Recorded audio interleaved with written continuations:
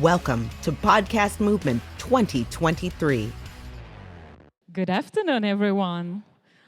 I hope you all had your coffee because we've got an exciting session ahead. I'm Jennifer Han, CMO at Ausha. We are an all-in-one platform making podcasting sleek and simple. One thing that sets us apart from other hosting platforms is our advanced marketing tools, including a unique integration with YouTube. We are among the select few that have seamless integration with YouTube, allowing automatic audio to video conversion and auto-publishing. But today isn't just about Ausha.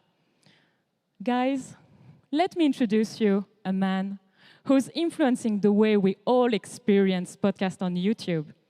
The product lead of Google/YouTube podcasting, Steve McLendon.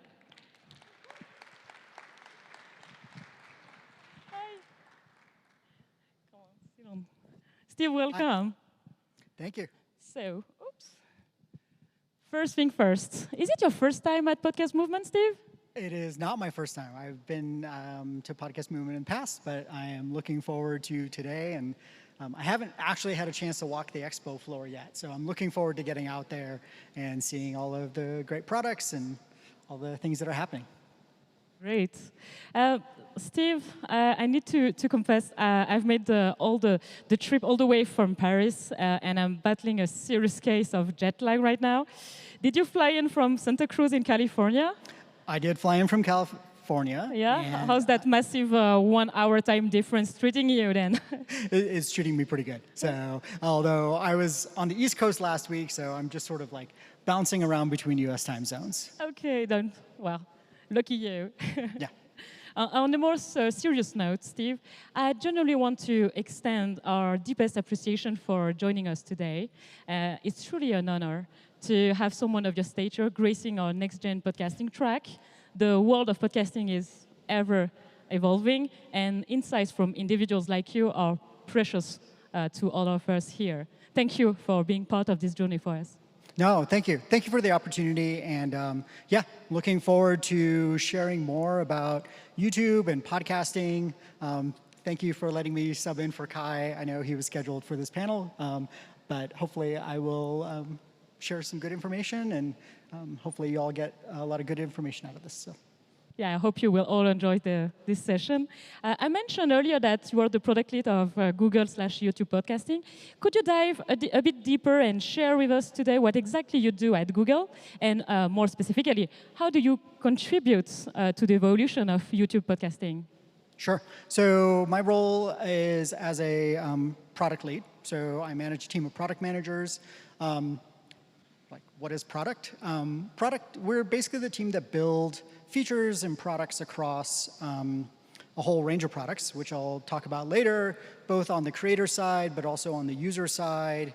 I work with our algorithm teams, really partner with a lot of internal teams. The role of product manager in many ways is probably not dissimilar to that of a podcaster, which is a lot of what I spend my day doing is actually communicating. In many ways, I communicate the requirements from folks like yourselves here, which are what are the things you would like to see our products deliver, and I translate them for our engineering org, and then translate them for our leads and other folks across the organization. So if you were to ask me what do I do during most of my day, I actually do a lot of writing.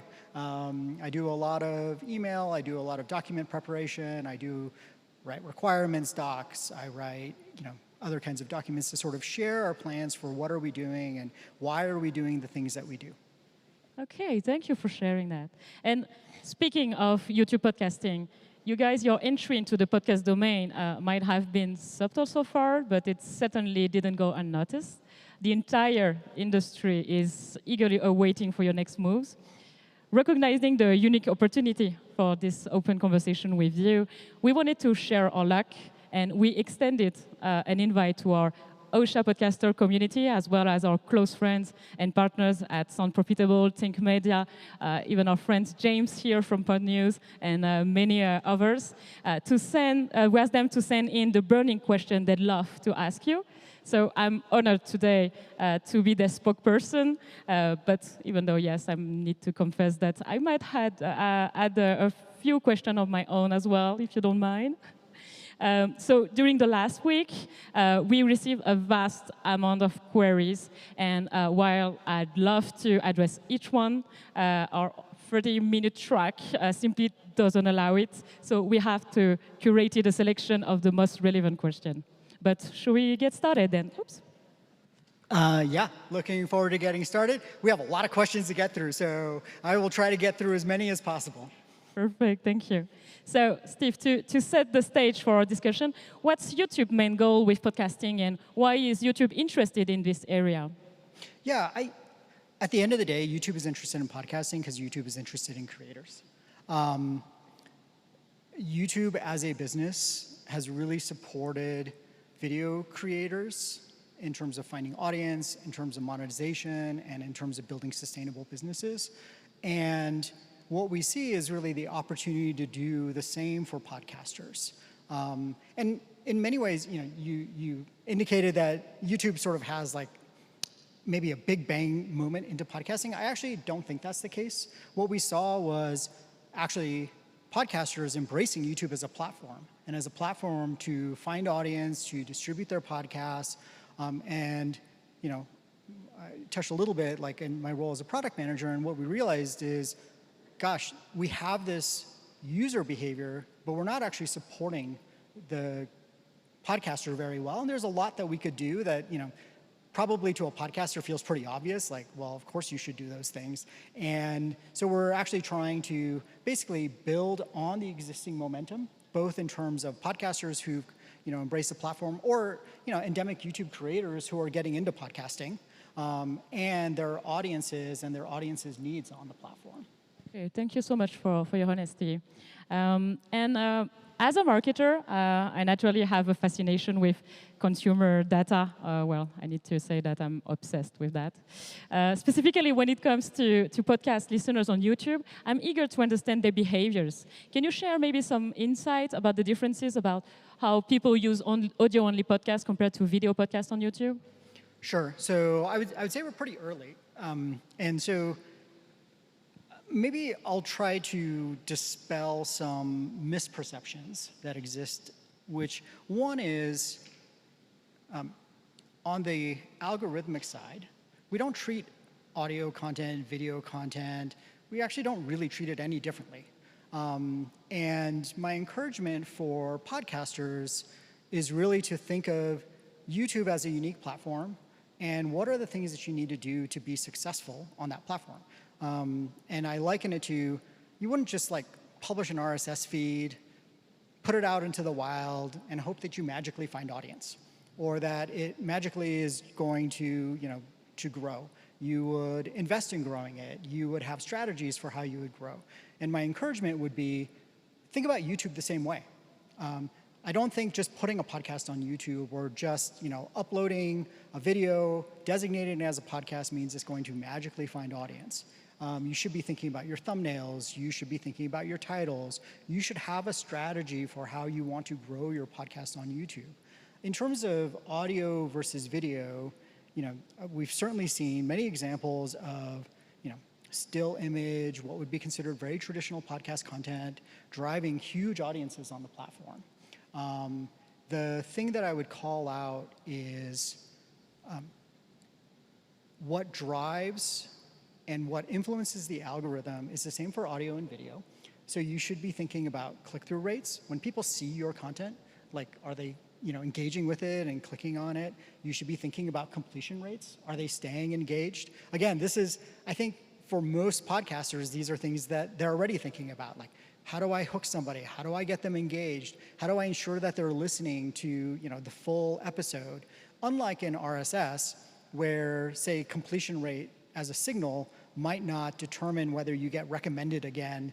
On the YouTube side, those things matter, and so you should be thinking about like ongoing engagement and in many ways, there's a lot of things that are the same, and then there are a lot of things that I think you should have a very specific strategy for how to be successful on YouTube. Yeah.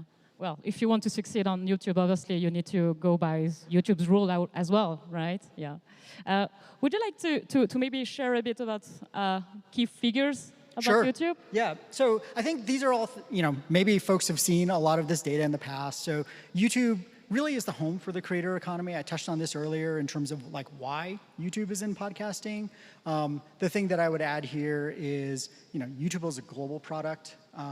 And as you think about your audience, you should be thinking about, yes, you should be thinking about your global audience.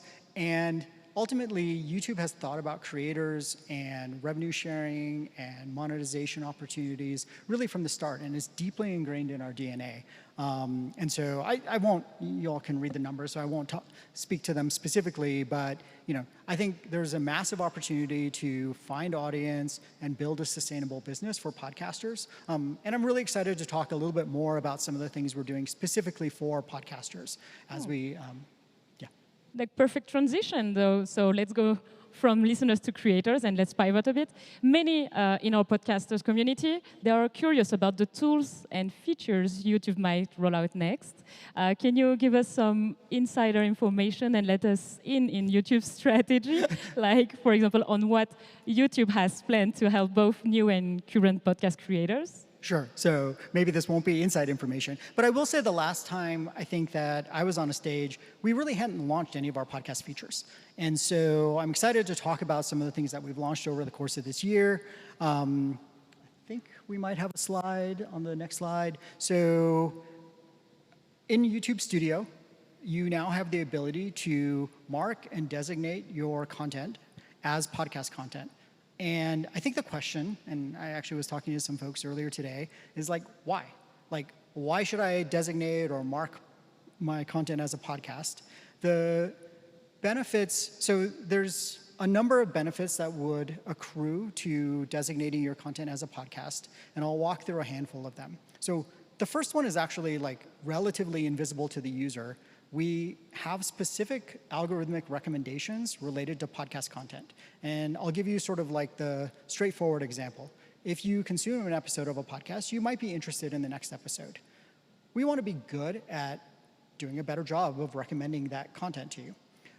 Maybe a little bit more subtle, if you're engaging with podcast content, we would recommend other podcast content to you in the Watch Next environment. So Watch Next is the rabbit hole, or however you want to describe it on YouTube, where you're watching one video, you get a bunch of recommendations.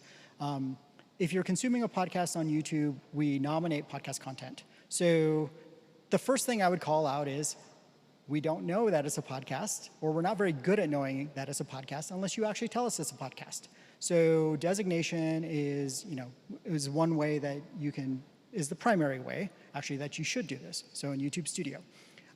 The other thing is we will, over the course of, call it the next year plus, be investing in making podcasts more distinct from and recognizable alongside video content. So a very straightforward example of that is podcasts oftentimes have square thumbnails. YouTube has 16:9 thumbnails. So we, in certain contexts and places where we're presenting shows, we will present square show art. But other kinds of metadata associated with podcasts, like descriptions, or the ability to say follow or subscribe. It's not going to be a subscribe. It's going to have its own verb. Apologies, but it will be akin to adding that content to your library, so you'll have easy access to new episodes and things like that. So those are some of the things that we're doing. And then importantly, we've also launched podcasts in YouTube Music. Right now, we've launched across the Americas, so US, Canada, Latin America, which gives YouTube users the ability to freely background and download podcast content using the YouTube Music player. It also provides access in contexts like the car, where obviously people want to listen, but also across smart speakers and other sort of what I would describe as listening first surfaces. So we've launched that in the US and the Americas. We are committed and on track to launch throughout the rest of the world before the end of the year. So really, so mark your content, and then I believe we have one more slide. And then importantly, you have access to YouTube Analytics. YouTube Analytics provides very robust insights into how your content is performing, but importantly also the demographics, where your users are, completion rates. What we have heard from podcasters is that YouTube analytics is very rich and robust relative to other data that they often see. I think we're really excited about some of the things that are coming. An example that I would give is podcasts are oftentimes very long form content. So we will be starting to pull together listens across multiple sessions. So, if you have a 3-hour podcast and it takes you, a week to listen to it, which sometimes, admittedly, it does for me, we will treat that as sort of like one cohesive thing as opposed to multiple views.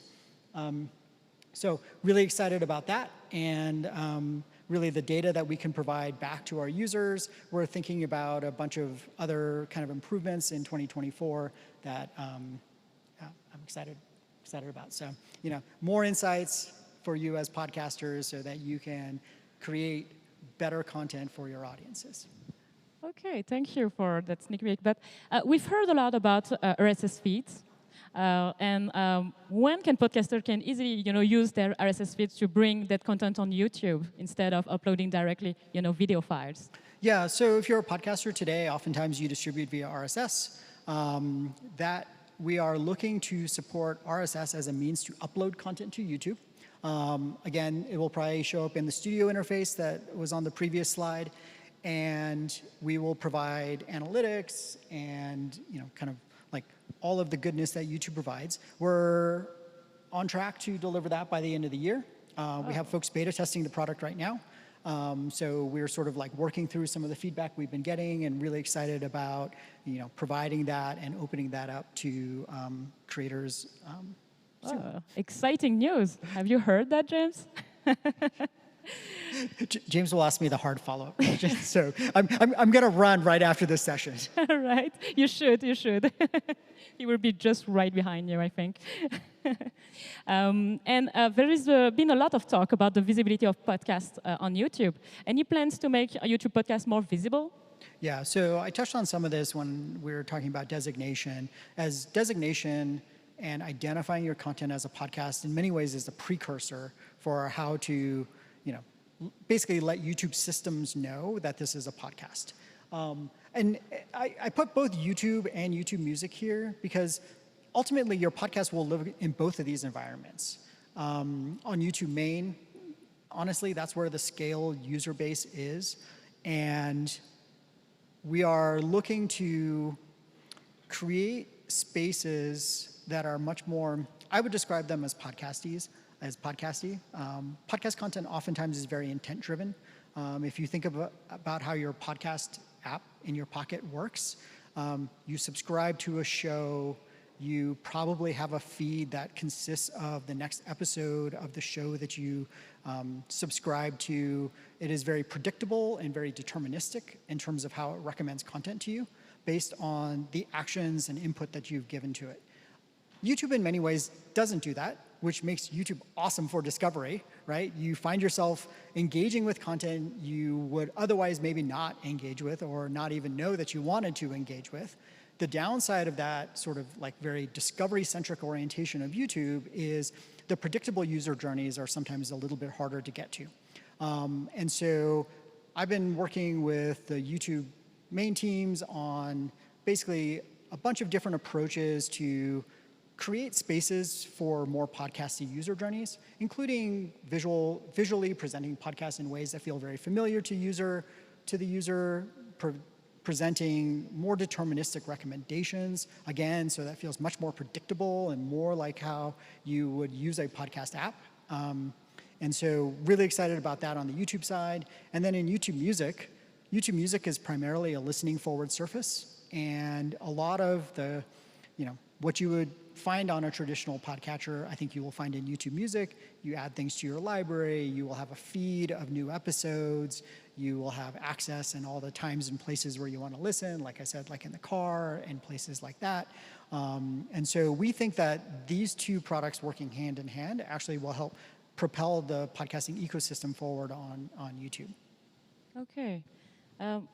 But talking about YouTube and YouTube Music, as you might notice, Podcast Movement brings together a truly global community. Just in this room, We've got attendees from all over. My team and I, we flew from France. Some of you I met earlier are from various parts of the world. And our good friend James Cridland came all the way from Australia. This diversity got us thinking about accessibility. And James raised their... Okay, I hope that you will still be alive by the end As of long this as it doesn't session. fall on my head, I'm okay. So. So James raised a pertinent question because podcasts are loved worldwide, but there are places like France and Australia where they are not yet accessible, on YouTube Music and even YouTube main platforms, as you mentioned earlier. So Steve, when can we expect this to change? Can you provide more details? Yeah, so a couple things. So we have some podcast features that are global already. The features that are global already, a lot of the studio features, analytics, even designation, a podcast tab on your channel, those things are global today. The destination page, which is youtube.com/podcasts and YouTube Music, those things are coming. We are on track to finish our global rollout before the end of the year. I will say some regions will see these features earlier than others. We launched in the US in April. We launched it across the Americas this summer. I would say we're on track to launch in the other regions before the end of the year. So, sorry, I'm being vague, but that's... It is also the vagary of we'll product. Be patient. that is the nature of product development, because anytime you put a date in the ground, you will inevitably, it will slip. So yeah, we fully understand. We're a tech company, so we know how to manage that. We fully understand. After discussing all these upcoming features, it leads us to ponder about the broader technical collaborations, and specifically, how does YouTube envision its future relationship with podcast hosting services as Ausha? We're really excited to work with hosting companies. I think one of the things that we've talked about, and hopefully some of the things we've talked about over the last 20 minutes or so, is we really want to make it easy for podcasters to bring their content to YouTube, to find audience, and to monetize on the platform. We realize if you're a podcaster, you're probably working with a hosting company, and that hosting company handles syndication out to different platforms. And so we, have had conversations with folks like yourself, but also a number of hosting companies globally to basically, how do we facilitate making integrations with YouTube easier? I think Triton had a public announcement earlier today around the data API and sharing some of the kind of data back to their users. We are working with the YouTube API to support podcast-specific user journeys. So partners that have lots of channels that they represent will be able to use our public API. Our public API is very well suited for scale. We have decade plus of experience in the video space, and we're really excited to bring this to podcasters as well. And prior to the session, we had the chance to discuss about ideas about roadmap that we can suggest. And thank you for this opportunity, and looking forward for a deeper collaboration in order to help our creators here to find success on YouTube. Yeah, and I think just to circle back, the thing that I would reiterate is, when you come to YouTube, have a plan, and have a plan that is specific to YouTube. YouTube brings tremendous benefits, but it's also not the same as RSS, just to be clear. And how you build and cultivate and develop your audience, you probably want to have some very specific thinking about how YouTube fits into your overall strategy and your overall plans for your podcasts.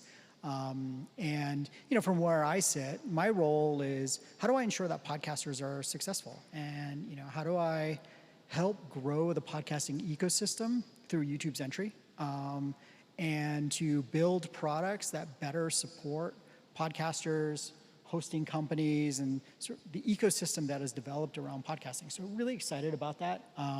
There's a lot of work for us to do. I'm sure all of you all are looking at our products and probably have 10 or 20 things or 100 things that you're like, I wish they were doing this. you can find me. I will take some of those. I will not say that we can do 100 things, and we certainly have a number of things in the pipeline that we think are really beneficial to podcasters and their listening audiences. So really excited about that. Exciting too. And talking about the strategy, at Ausha, we aim to help our podcasting community to grow, especially on platforms like YouTube. One of the questions is from our beloved Holly Brown from Think Media. She wanted to know if you have any tips for podcasters trying to grow on YouTube, especially for newbies.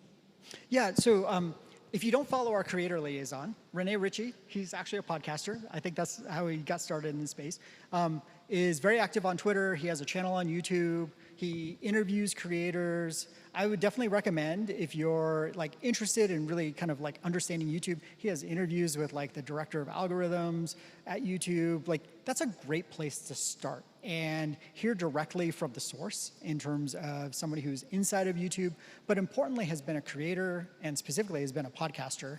And so I would definitely encourage folks to check out Renee's channel.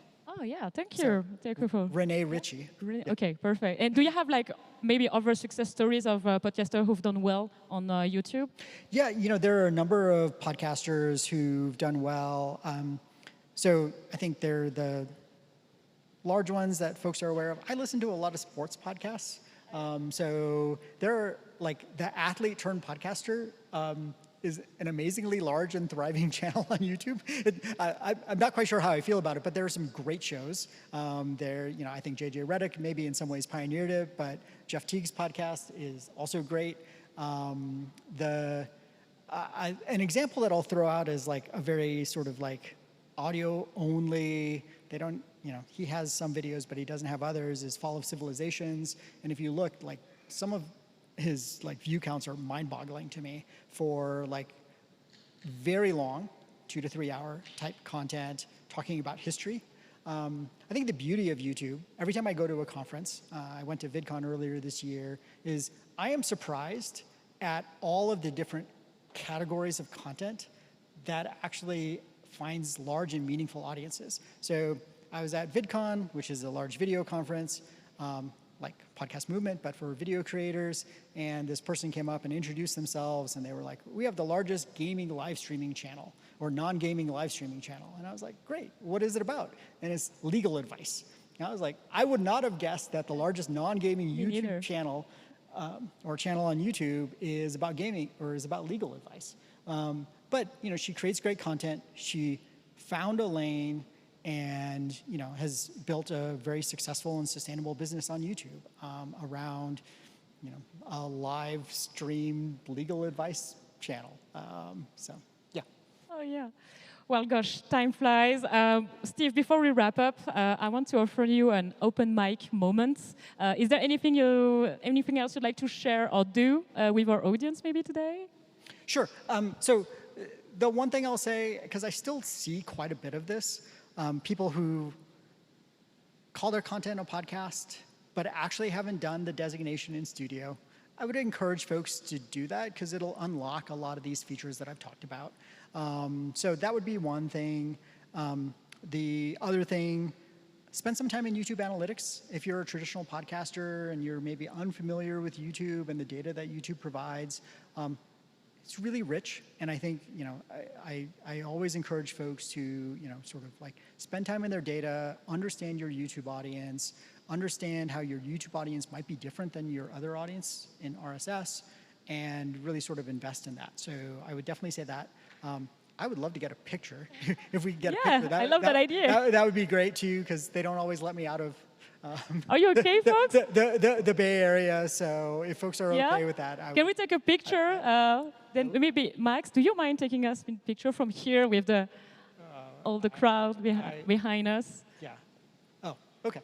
Yeah. And maybe, guys, can you do something fun, like just, I don't know, raising your hand or do whatever face you want to do? Like, oh, James, that one is perfect, very serious and dramatic. 1, 2, 3, go. Thank you. Thank you, everyone. Thank you very much. Thank you so all much. for taking your time. Thank you so much, Steve, for this great conversation. I could spend hours with you. Yeah. And thank you to all the audience and all the partners and the podcaster who sent us the questions before the session. And see you all around. Thank you again.